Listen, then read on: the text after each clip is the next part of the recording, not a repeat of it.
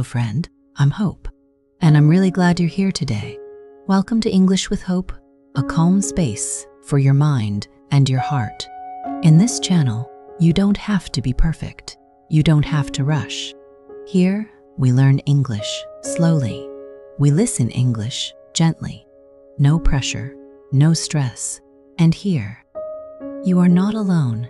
Wherever you are in the world, I'm right here with you. So relax your shoulders, take a slow breath, and let's begin. Let me ask you something. Have you ever woken up and felt like the weight of the world was just too much? Have you ever looked at your life, your dreams, or your goals and thought, I can't do this anymore? Maybe you feel like you are walking through deep water. Every step is heavy. Every breath is a struggle. I want you to know something right now, in this very moment. You are not broken. You are not a failure because you feel tired, and you are certainly not alone in that feeling. We live in a world that tells us to run. It tells us that if we aren't winning, we are losing. But your heart knows a different truth. Sometimes, the bravest thing you can do is simply stay. Simply breathe and choose not to give up, even when the stars feel very far away. Today, we aren't going to talk about hustle.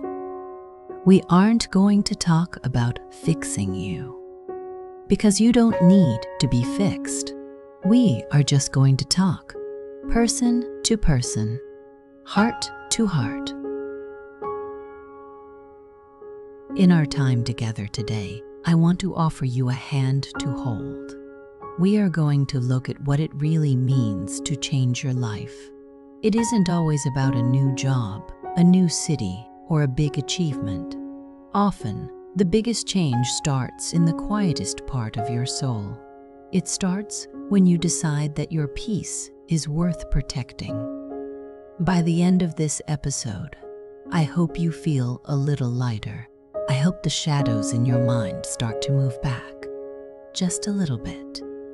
I want to give you a sense of direction that doesn't feel like a heavy map, just a soft light on the path. We will explore why your mind wants to quit and how to kindly tell it that you are still here.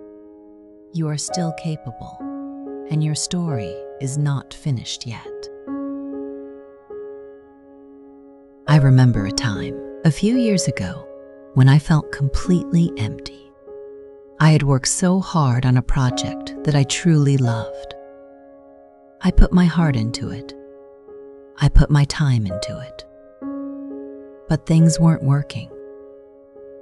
The doors were closing one by one. I remember sitting on the floor of my room, late at night. The house was silent, and all I could think was, I should just give up. I am clearly not meant for this. It felt like a cold winter inside my chest. I thought that if I quit, the pain would stop. I thought that if I stopped trying, I would finally be safe. But as I sat there, I looked at a small plant on my windowsill. It was a tiny thing and it looked quite dry. But it wasn't dead. It was just waiting. It wasn't trying to bloom in the middle of the night. It was just holding on. I realized then that I was trying to force a summer when I was actually in a winter. I didn't need to quit. I just needed to change how I was moving. I needed to stop fighting the season I was in. I started to make very small changes, not big ones. I started to change how I spoke to myself. Instead of saying I failed, I started saying I am learning how to wait. And slowly, the light began to return. Not because the world changed, but because I changed how I stood in the world. Why do we hold on to the idea that giving up is the only escape? Sometimes our minds are very loud. They tell us that if we stop, the pressure will go away. When we feel overwhelmed, our brain's natural response is to find safety. And for many of us, safety feels like quitting. It feels like letting go of the rope we have been pulling for so long. It is a protection mechanism. Your mind is trying to save you from more hurt. But there is a difference between resting and giving up. When we feel like giving up, we are often just exhausted from trying to be perfect. We aren't tired of the goal. We are tired of the way we are trying to reach it. We think, if I can't do it perfectly, I shouldn't do it at all. This is a heavy burden to carry. Can you imagine carrying a backpack full of heavy stones every day? Eventually, you will want to drop the backpack. But you don't have to throw away the journey. You just have to take the stones out of the bag. Maybe today, you can look at those stones, the stones of I must, I should, and I have to be the best. What if you left those behind? What if the goal wasn't to finish today, but just to be today? You might find that when the pressure of being perfect is gone, the desire to give up leaves too. It's like a fog lifting from a mountain. The mountain was always there, you just couldn't see the path. Maybe the goal isn't to fix everything in one afternoon. What if this feeling of wanting to quit is actually a sign? Not a sign to stop forever, but a sign that the way you are living needs to change. It is an invitation to be more gentle with yourself. Right now, wherever you are, I want you to place your hand over your heart. Close your eyes if you can. Feel the beat. Whisper to yourself, I am doing enough. I am allowed to move slowly. Take one deep breath in and let it out. You have just given yourself permission to stay. What if progress doesn't have to be fast? We live in a world that is obsessed with speed. We want our internet to be fast.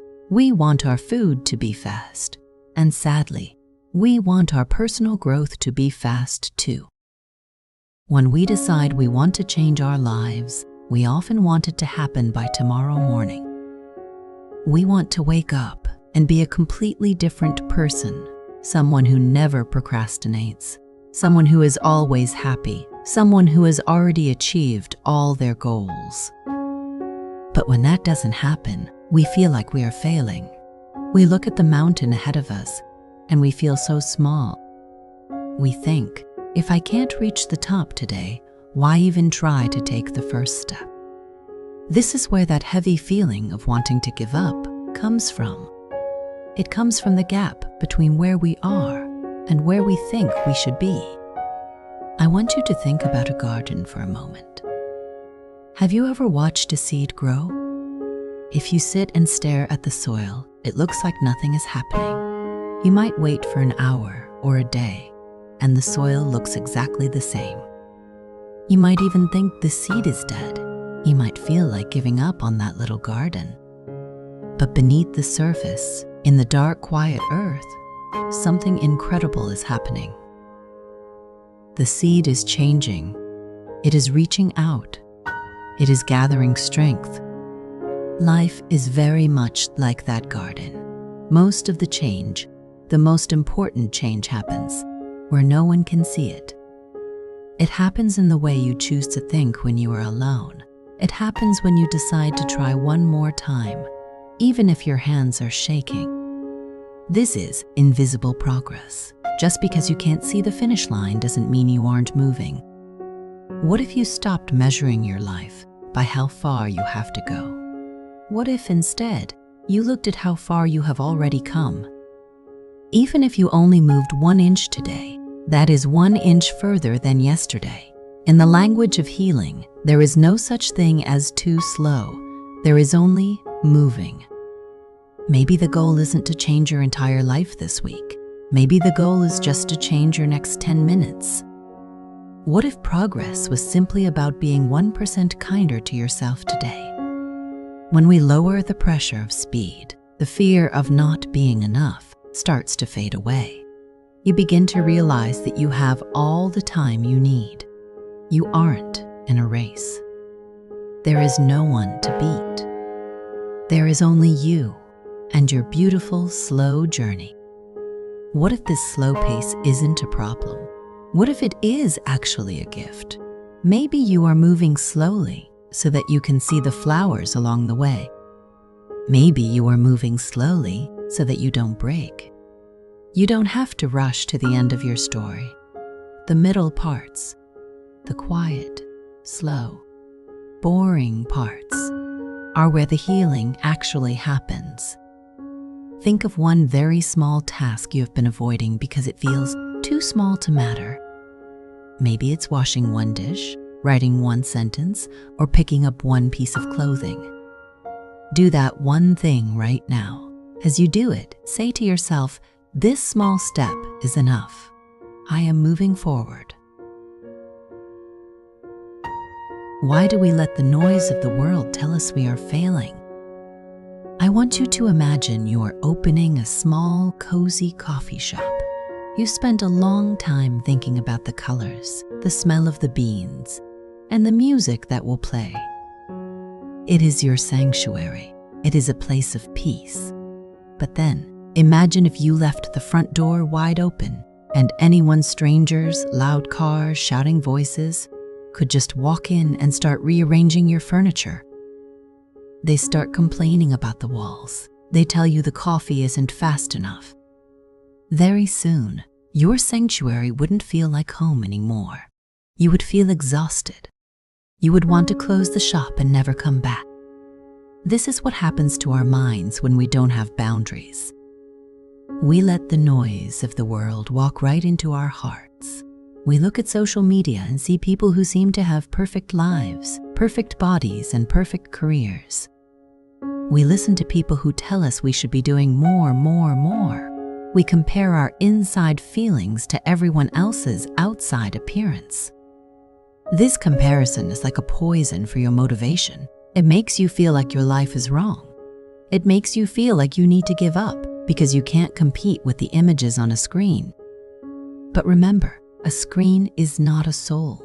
A highlight reel is not a real life.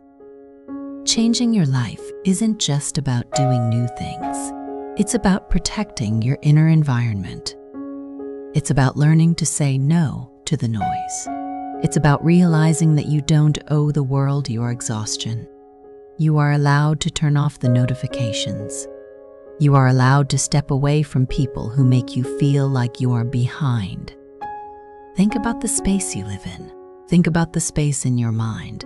Is it a place where you feel safe to grow? Or is it crowded with the expectations of others? When we clear away the noise, we can finally hear our own voice. And usually, our own voice isn't shouting. It's whispering. It's saying, "It's okay. You're doing fine. Let's just try one more time, but this time, let's do it for us, not for them." Maybe you haven't failed at all. Maybe you've just been trying to live someone else's life. What if you gave yourself permission to stop caring about the world for a while? What if you focused only on what makes your own heart feel quiet and safe? When the environment is peaceful, growth happens naturally. You don't have to force it. Look at your phone or your workspace. Find one thing that makes you feel not enough or stressed. Maybe a specific app, a messy pile of papers, or a loud notification. Move it, hide it, or turn it off for the next hour. Create a tiny circle of peace around yourself. Breathe into that silence. What if the story you tell yourself is the only thing holding you back? We all have a voice inside our heads. It's like a narrator in a book. For many of us, that narrator is very mean. It says things like, "You always give up," or "You're just not the kind of person who succeeds," or "It's too late for you to change." We hear these sentences so often that we start to believe they are facts. We think they are the truth, but they aren't facts. They are just stories. They are scripts that we have learned over many years, often from moments when we were hurt or scared. When you feel like giving up, it is usually because your internal narrator has decided the story is over. It has written the end before the book is actually finished. But here is the secret. You are the author. You are the one holding the pen. Changing your life starts with changing the words you use to describe yourself. Think about the word fail. What if we replaced it with the word experiment? An experiment can't really fail. It only gives you data. It tells you what didn't work, so you can try something else. Or think about the phrase, I'm stuck. What if you said, I am resting before the next chapter? Language has a very deep power over our emotions. If you tell yourself you are a failure, your body will feel heavy and tired. But if you tell yourself you are learning a difficult lesson, your heart stays open. You stay curious. Curiosity is the opposite of giving up. When you are curious, you want to see what happens on the next page. You are allowed to rewrite your past. You are allowed to look at your mistakes and say, that was a part of my growth, not the end of my potential. You are a human being, and human beings are designed to change. We are like the seasons. We have times where we lose our leaves, and we have times where we bloom. Neither one is permanent. Both are necessary. What if you started talking to yourself the way you talk to a dear friend? If your best friend was crying and wanted to give up, would you tell them they are a failure? No, you would hold their hand. You would tell them to rest. You would remind them of all the good things they have done. Why not do that for yourself? You deserve that same kindness. Think of one negative sentence you said to yourself today. Now, rewrite it in your mind. If you said, I'm so lazy, change it to, I really needed some rest today. Say the new sentence out loud, very softly. Feel how the energy in your body changes when the words are kinder. What if starting over is actually a sign of courage? There is a very common fear that stops us from changing our lives. It is the fear of starting over. We think about all the time we have already spent, the years in a job we don't like, the time in a relationship that didn't work, the hours spent on a hobby that didn't go anywhere. We feel like if we change now, all that time is wasted. But time is never wasted if you are living it. Every experience you have had, even the painful ones, has given you something. You are not starting from zero. You are starting from experience. Think about a river. A river is always moving. Sometimes it hits a rock and has to change direction. It doesn't stop and say, well, I've been flowing this way for miles, so I guess I'll just stop here. No, it flows around the rock.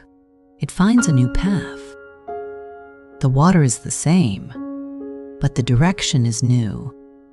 Starting over isn't a sign that you failed the first time. It is a sign that you are brave enough to listen to your heart. It takes a lot of strength to look at your life and say, this isn't working for me anymore, and I'm going to try something new. That isn't weakness. That is incredible power. Maybe giving up on the old version of your life is the only way to let the new version begin. Sometimes we have to let go of the things that are comfortable so that we can find the things that are right. It's like clearing out an old closet. You have to take everything out before you can see the space you actually have. You don't need to have a big plan. You don't need to know where the river ends. You just need to be willing to flow. You just need to say, I am willing to see what happens if I don't give up on myself. Because that is the only kind of giving up that matters, giving up on your own heart. As long as you are still listening to your heart, you are on the right path. What if today is the day one of the rest of your life? not in a high-pressure way, but in a fresh, clean way, like the air after a rainstorm. Everything is a little bit clearer. Everything is a little bit newer. You are allowed to be a beginner. You are allowed to not know what you're doing.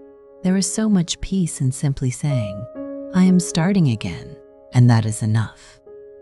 Take a slow, deep breath.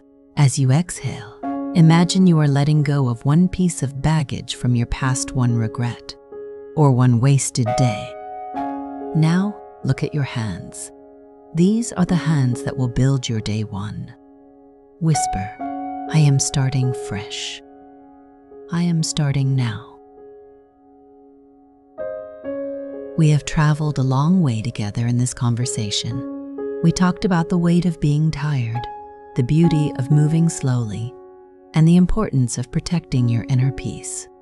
We looked at the stories we tell ourselves and the quiet courage it takes to start again. I hope that, as we finish, you feel a little more space in your chest. I hope the idea of changing your life feels less like a giant mountain and more like a gentle walk in the woods. Remember, you do not have to change everything today. You don't even have to change everything this year. Healing is not a destination. It is a way of traveling. If you are feeling tired, please rest. Do not quit on yourself. But do quit on the pressure to be perfect. The world needs your light, even if it is just a small, flickering candle right now. A small light can still guide you through the darkest night. Be patient with your heart. Be patient with your progress. You are doing much better than you think you are. I am so proud of you for being here, for listening, and for choosing to stay. You are a work in progress, and that is a beautiful thing to be. Take these thoughts with you into your day or into your sleep. Let them settle like dust after a long journey. You are safe. You are cared for. And you are not alone. And if this lesson gave you something useful, I'd love it if you tap like and subscribe to the channel. It helps you stay connected, and it also helps this little learning community grow. Every click really does make a difference. Goodbye for now, friend.